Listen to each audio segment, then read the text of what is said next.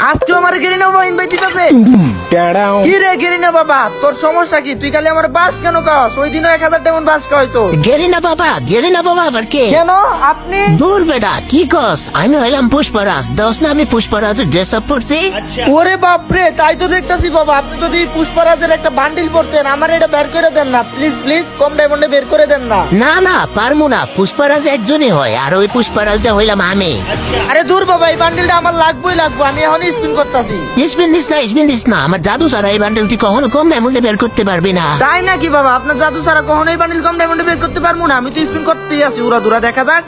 And ভাই কি রে, দিতেছ না কেন? আমার জাদু ছাড়া এই বান্ডেল বের করবি কখনোই পারবি না, অনেক ডায়মন্ড লাগবে তোর। তাই নাকি বাবা? কি রে, কংগ্রেচুলেশন ও ভাই সাহেব, আমি তো দেখা যায় পুষ্পার বান্ডিল পেয়ে গেছি। হোয়াট? কি কস তুই, কি কস? আরে হ বাবা, এই যে দেখেন আপনার পুষ্পার বান্ডিল। তাই তো দেখতাছি। আয় হায় রে, আমার এই জীবন ভাইটা কি লাভ, ঈদের সময় ইউপি সাকিব রে পাস করতে পারলাম না।